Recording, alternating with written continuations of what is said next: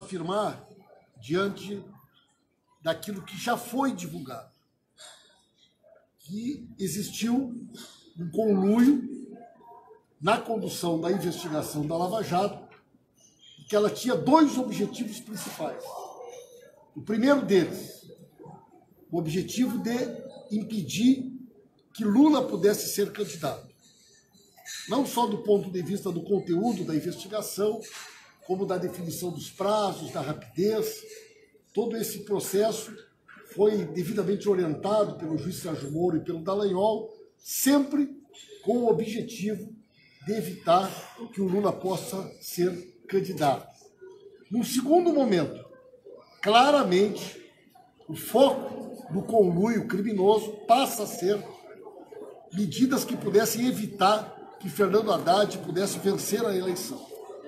Então, essas duas questões, esses dois objetivos maiores que orientam esta articulação criminosa, elas estão muito presentes nas informações que foram até agora reveladas. Do ponto de vista dos procedimentos que nós iremos adotar, desde ontem nós temos conversado muito.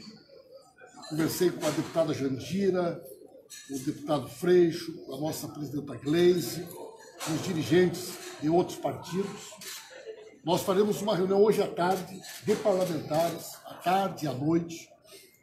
Nós vamos fazer um esforço para que as medidas adotadas sejam medidas coletivas, diante da gravidade, da seriedade que o assunto envolve.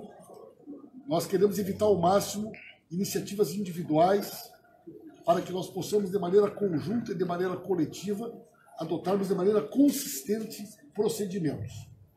Tanto do ponto de vista legislativo, onde as nossas prerrogativas precisam ser exercidas de maneira plena, e entre nós existem várias coisas, em pessoas defendendo uma CPI, uma CPMI, outros já defendendo a convocação do ministro Sérgio Moro. Então, existem também outras medidas legislativas que o parlamento dispõe, e elas serão objeto de uma análise que nós faremos nas próximas horas.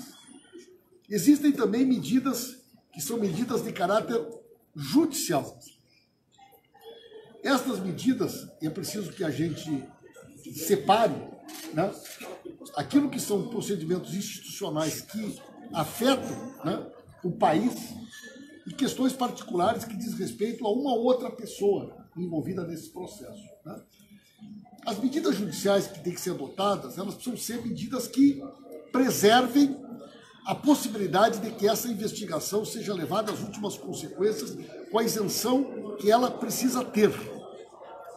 Eu, particularmente, entendo que existem algumas cautelares que precisam ser analisadas, tanto pelo Ministério Público Federal, pela doutora Raquel Dodge, pelo próprio Supremo Tribunal Federal.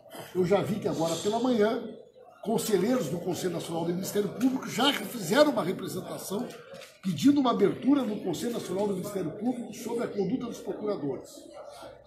Agora, existem questões que nós temos que responder. Por exemplo, é possível que a Polícia Federal realize uma investigação com a isenção necessária, sendo que o chefe da Polícia Federal é o ministro da Justiça, é um dos principais investigados? Nós já tivemos decisão do Supremo Tribunal Federal quando definiu pelo afastamento da Cristiane Brasil, não deixou ela tomar posse. Em outras circunstâncias, houve uma decisão do Supremo Tribunal Federal no sentido de que ministros fossem afastados para que não interferissem, para que não prejudicassem a investigação.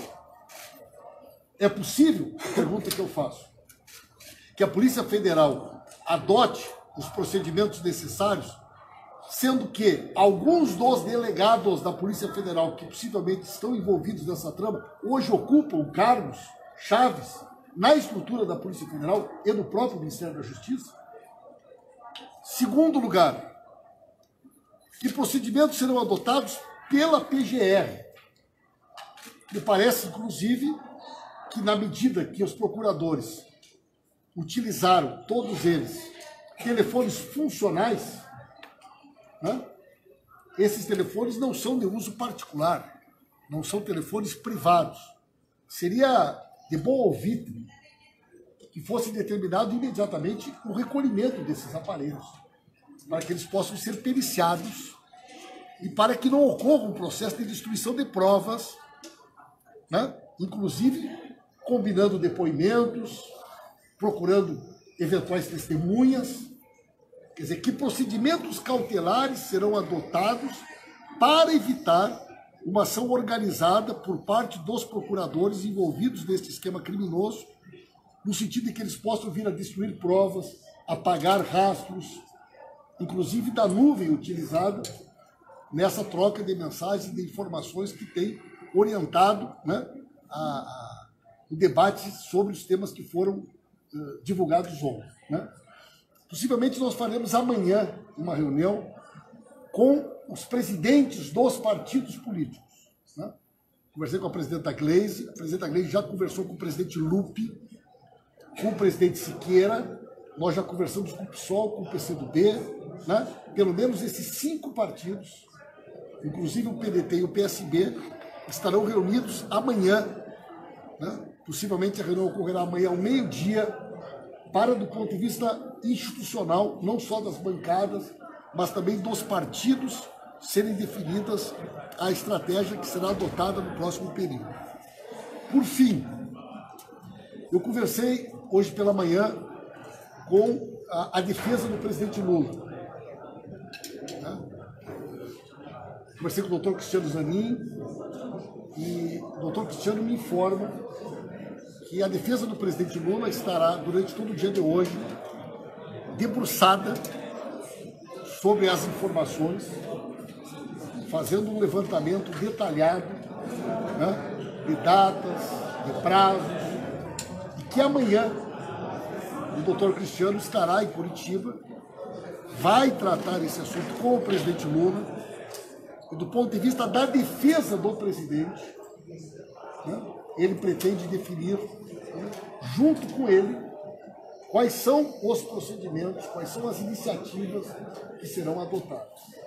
Quero insistir com vocês que existe uma diferença entre aquilo que nós faremos do ponto de vista institucional, enquanto parlamento, diante da gravidade dos fatos que expõem uma relação de promiscuidade, uma relação criminosa entre integrantes do Ministério Público e o Poder Judiciário, e as iniciativas que serão adotadas pela defesa do presidente Lula. Nós, no caso aqui, né, trataremos das questões institucionais, dentro das nossas prerrogativas, dentro das nossas competências enquanto parlamentares, e cada um de nós, dentro da esfera daquilo que age e atua, né, vai, evidentemente, acompanhar os desdobramentos das decisões que serão adotadas nas próximas horas. Não sei se vocês gostariam de fazer algum questionamento ou se a minha exposição aqui foi suficientemente clara para esclarecer vocês. É só uma hipótese ainda, vocês vão pedir o afastamento do Moro durante as investigações do Ministério da Justiça? Veja bem, esta é a opinião que eu tenho, certo?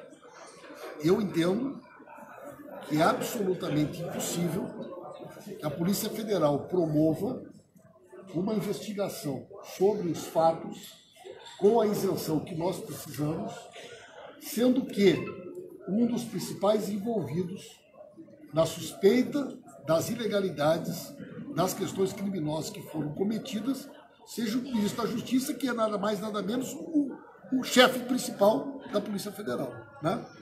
Então eu entendo que essas medidas são medidas cautelares, tanto com relação ao Sérgio Moro, quanto com relação aos procuradores, para que eles não interfiram nas investigações, não destruam provas, não pressionem testemunhas, não apaguem rastros de eventuais crimes que eles cometeram. Isso não há, de minha parte aqui, nenhum juízo de valor sobre o resultado final das investigações. O que eu quero, neste momento, é o resguardo necessário de que não vai haver interferência externa e que vai haver a autonomia necessária para que essa investigação seja conduzida como ela precisa ser. Agora, vai depender muito da opinião da Raquel Dodge, né? vai depender muito da opinião dos ministros do Supremo Tribunal Federal, para que nós possamos, né, diante da repercussão, né, dos fatos, nós estamos tratando aqui de fatos que hoje já são manchetes no mundo inteiro. Eu mesmo, hoje pela manhã, dei várias entrevistas para fora do Brasil. Há um sentimento de perplexidade, as pessoas estão estarrecidas pelo fato de que o juiz que conduziu as investigações, que está acusado de fazer parte dessa trama, hoje seja o ministro da Justiça do país, né? Nós vamos intensificar também, né, essa denúncia em todas as esferas que temos fora do país, porque nós entendemos, né, que esse acompanhamento da mídia internacional, bem como, né, dos veículos da imprensa do país, são decisivos para que não ocorra uma grande operação tentando abafar ou minimizar o conteúdo daquilo que foi revelado. Só para ficar claro, líder, qual seria o instrumento correto para pedir esse afastamento? Você executaria manifestação na PGR? Veja bem, são duas coisas diferentes, né? Eu citei aqui para vocês 2 exemplos de decisões recentes do Supremo Tribunal Federal. Uma, quando o presidente Lula foi indicado para 2 exemplos de decisões recentes do Supremo. Outra, quando a deputada Cristiane Brasil foi indicada para o Ministério do Trabalho. Nessas 2 situações, o Supremo Tribunal Federal decidiu pelo impedimento, para que eles não assumissem ou fossem afastados dos cargos, na medida em que entenderam que a presença deles poderia representar algum tipo de embaraço ou, né, algum tipo de contradição com a necessária isenção de investigações ou de procedimentos que precisam ser adotados nesses órgãos. Nós vamos estudar a medida jurídica. Segundo lugar, que medida será adotada pela doutora Raquel Dodge com relação aos seus subordinados? Na medida que envolve procuradores no exercício das suas funções, utilizando, ao que tudo indica, aparelhos funcionais, né? Esses aparelhos não vão ser requisitados, esses aparelhos não vão ser imediatamente periciados. Estas informações que, porventura, constam nesses aparelhos, já há uma farta jurisprudência de que computadores funcionais, aparelhos de celular funcionais, né, não têm as mesmas prerrogativas de inviolabilidade que um telefone particular. Né? São ferramentas de trabalho, são instrumentos de trabalho, portanto, sujeitas a um outro tipo de regulação e um outro tipo de controle. Mas nós queremos partir do pressuposto que vai haver algum tipo de manifestação da PGR nas próximas horas, ou mesmo do Supremo Tribunal Federal, né, que indique que condutas serão adotadas. Eu já recebi uma representação de 3 conselheiros do Conselho Nacional do Ministério Público, que já protocolaram hoje pela manhã uma solicitação de que seja instaurado um procedimento de investigação sobre a conduta dos procuradores. Possivelmente teremos nas próximas horas outras iniciativas adotadas por outros órgãos de controle e fiscalização, o que vai nos ajudar a montar um mosaico, digamos assim, de tudo aquilo que será feito para que essas investigações sejam levadas às últimas consequências. No parlamento, você acha que é possível ou que é viável a instalação, o pedido de uma CPI?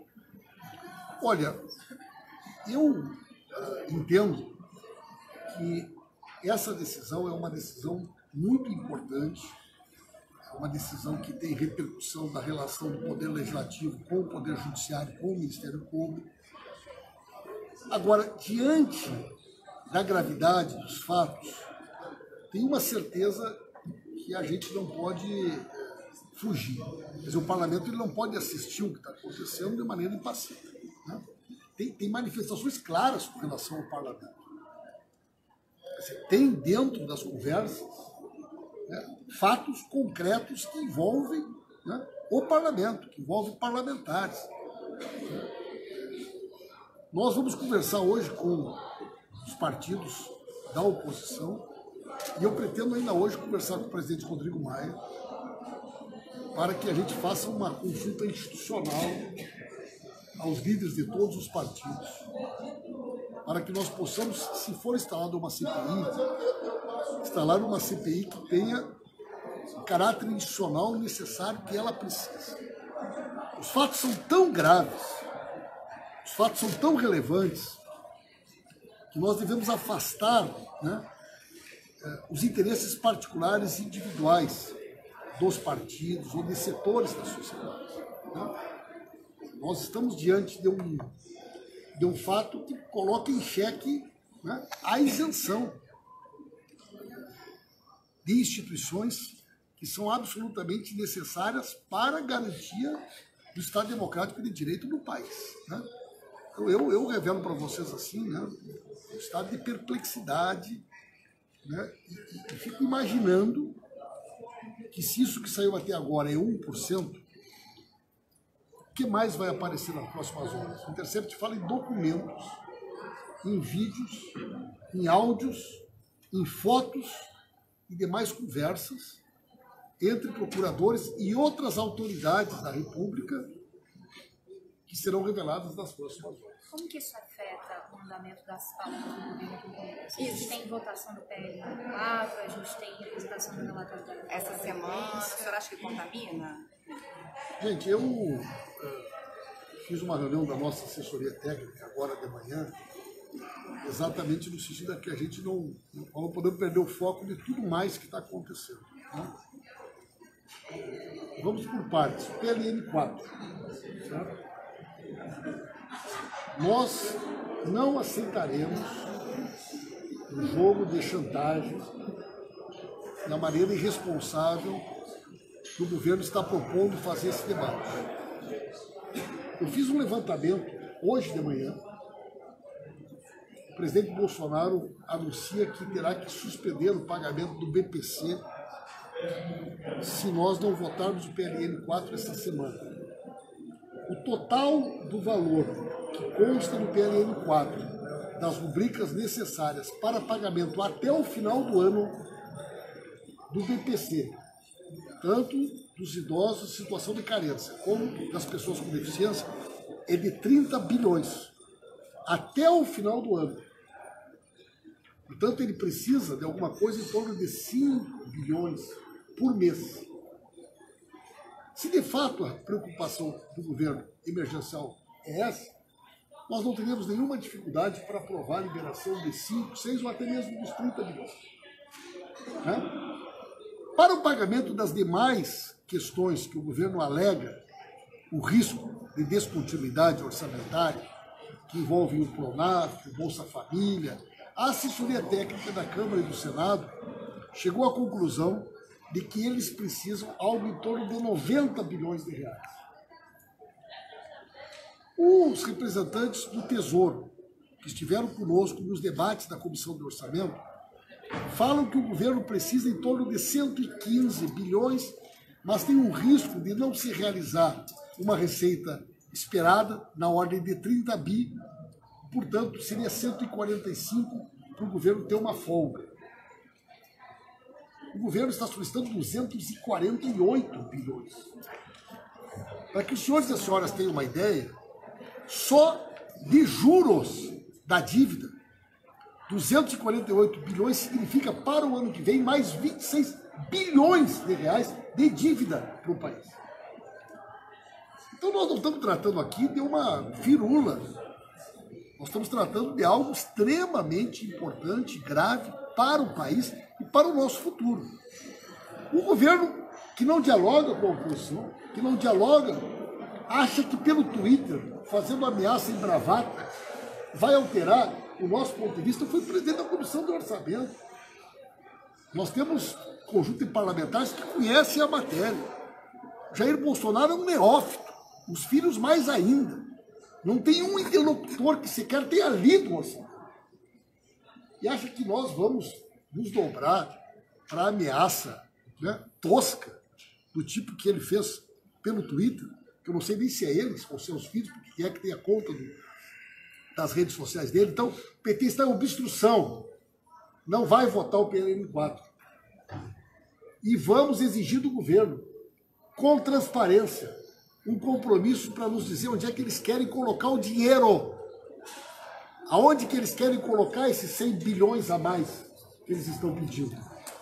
E nós queremos um compromisso público de que parte desse dinheiro será utilizado para recompor o Ministério da Educação, os recursos da educação. Parte desse dinheiro será utilizado na ciência e tecnologia. Parte desse dinheiro nós exigimos que seja recomposto na saúde a rubrica dos remédios de uso continuado, que eles acabaram.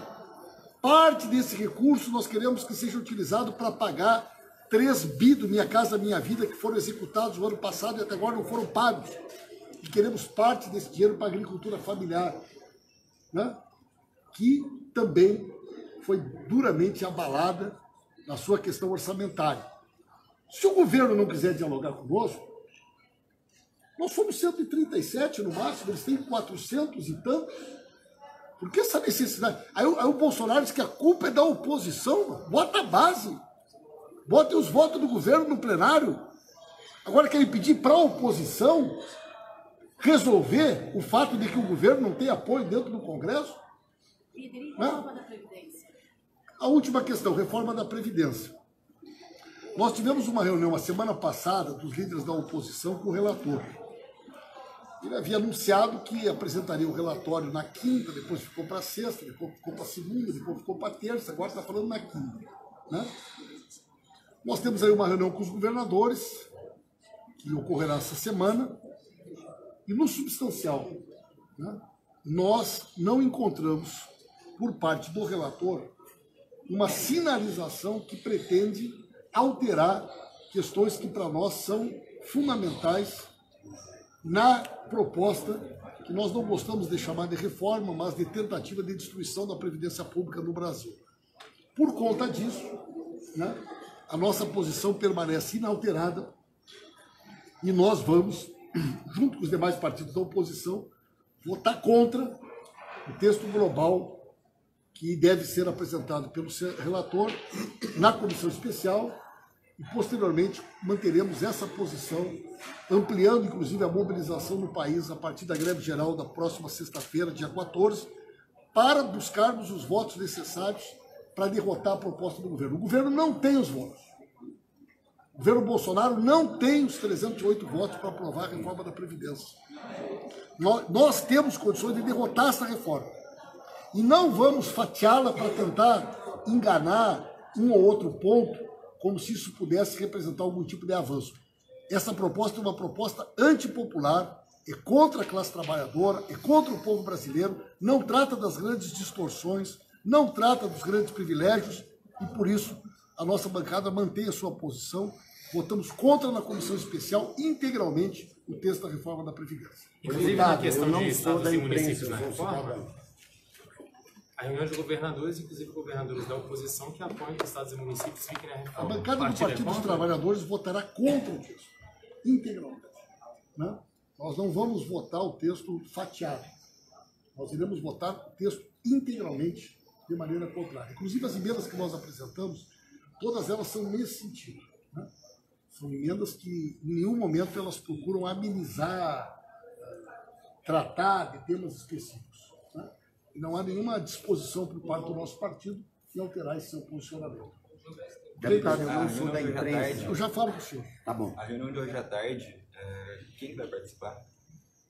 Da oposição? Sol, PCdoB, estamos convidando o PDT, o PSB, o PT, né? Hoje à noite temos reunião também com os senadores e amanhã temos reunião com os líderes dos partidos e os presidentes dos partidos. Portanto, a definição total da estratégia jurídica e parlamentar que nós adotaremos, ela será adotada possivelmente somente amanhã. O pessoal vai entrar com um pedido. O pessoal anunciou, mas foi antes da gente conversar. Eu queria saber se... Nós já conversamos sobre isso. Nós tínhamos vários parlamentares do PT que também já estavam anunciando medidas individuais, mas fizemos uma conversa no sentido da importância de que nós façamos iniciativas conjuntas, né? Porque isso tem mais força, mostra unidade e mais chance de ter resultado positivo. A chance de convocar o ministro Sérgio Moro do plenário, como foi com o ministro da Educação? Eu acho que é uma grande possibilidade, né? de que isso venha acontecer, mas essa também é uma decisão que deverá ser tomada nessas reuniões que nós faremos com os demais partidos. Ok, pessoal? Obrigada, Vivian.